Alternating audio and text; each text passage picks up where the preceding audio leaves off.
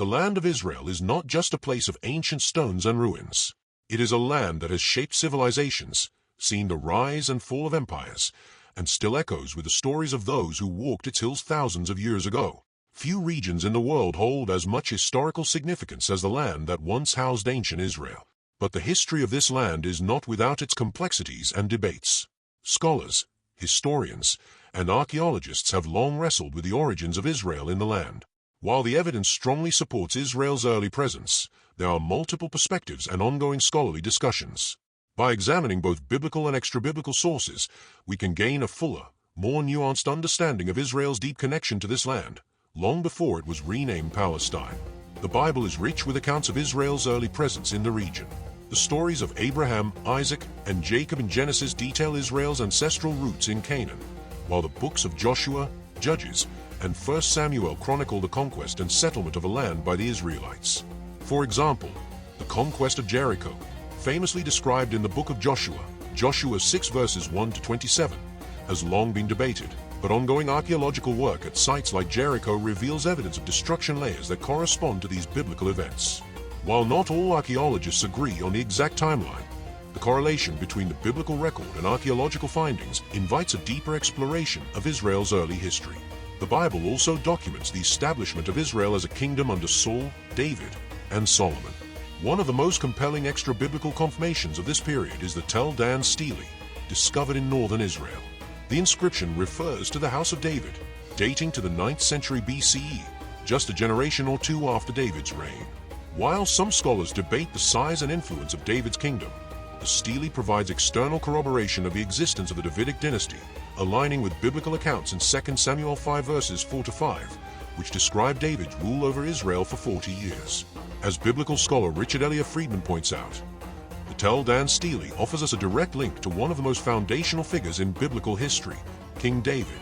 Moving beyond the Bible, the Mesha Stele offers a vivid extra-biblical narrative that aligns with a biblical account. In 2 Kings 3, we read about the rebellion of the Moabites against Israel. The Mesha Stele, created by the Moabite king Mesha around 850 BCE, details this rebellion from the Moabite perspective. It speaks of how Mesha freed Moab from Israelite control, echoing the biblical story of the same conflict.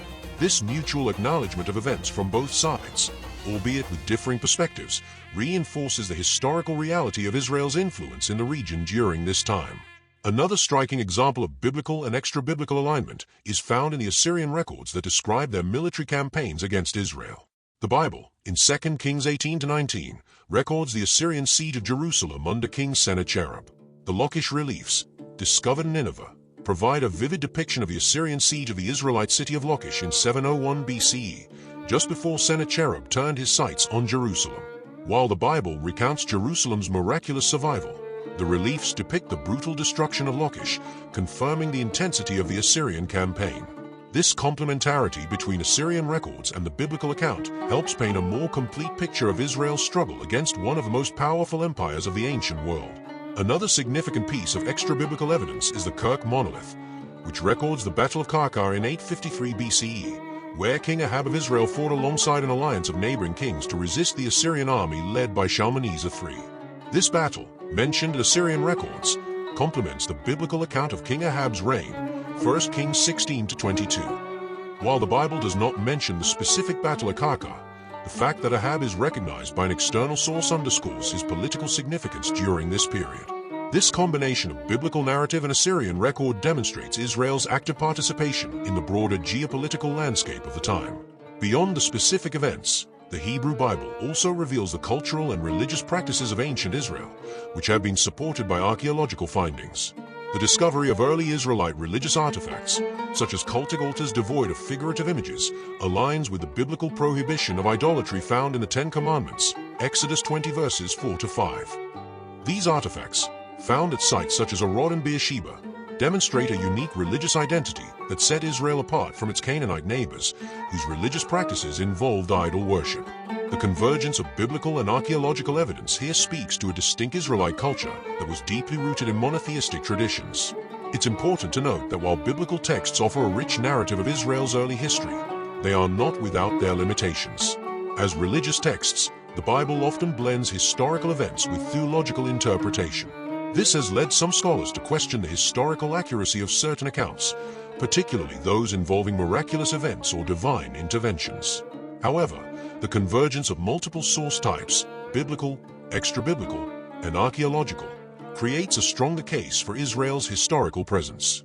When biblical accounts are supported by external records, such as the Mesha Stele or the Lachish reliefs, the historical reliability of these events is bolstered.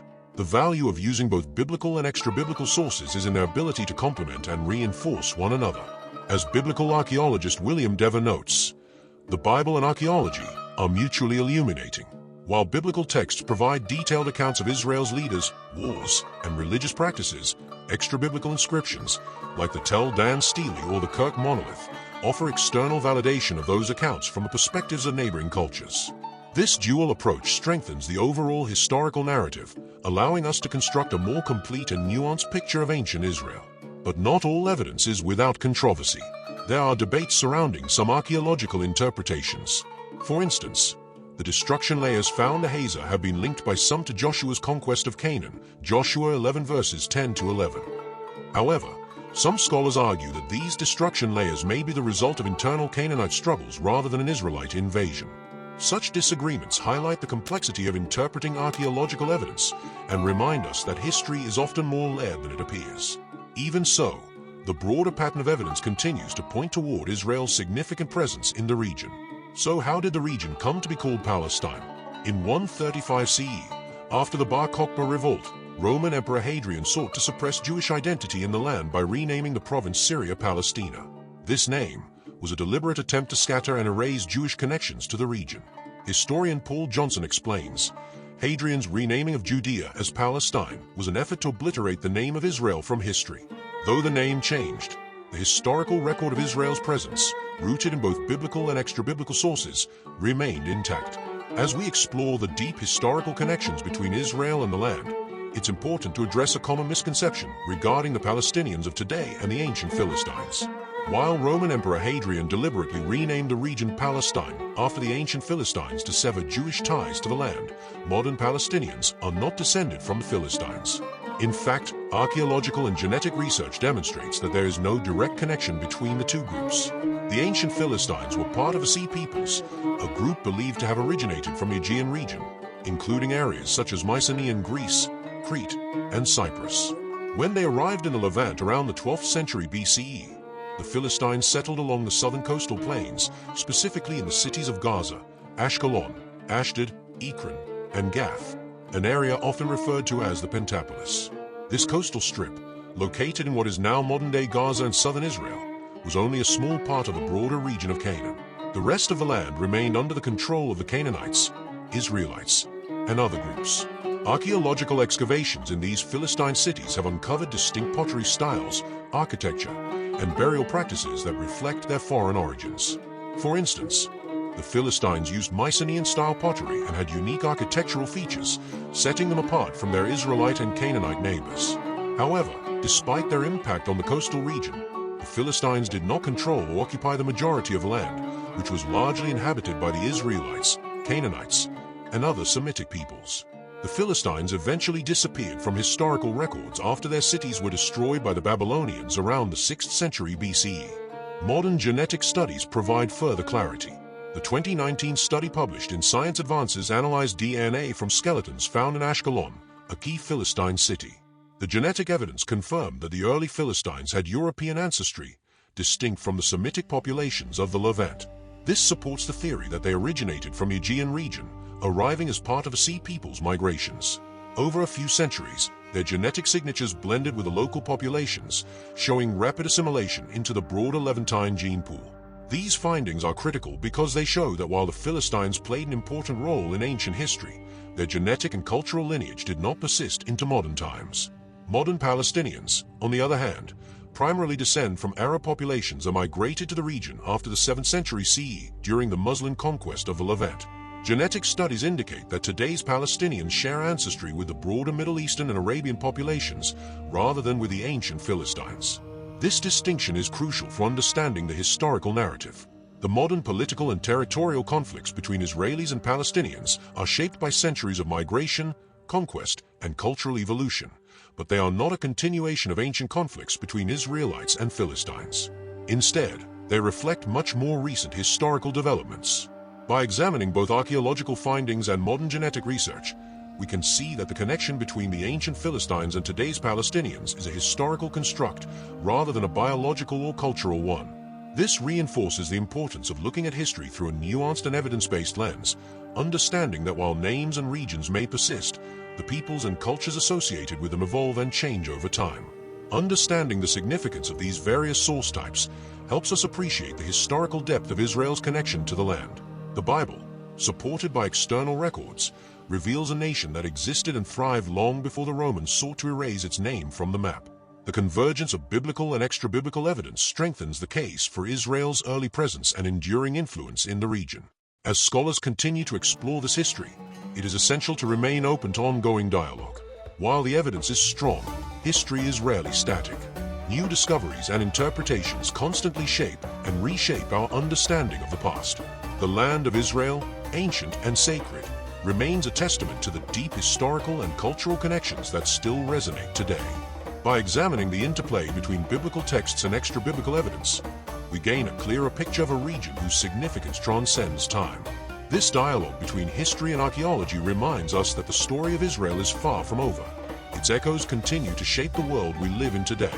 The history of Israel and its connection to the land provides an important lesson about how past events continue to shape the world we live in today.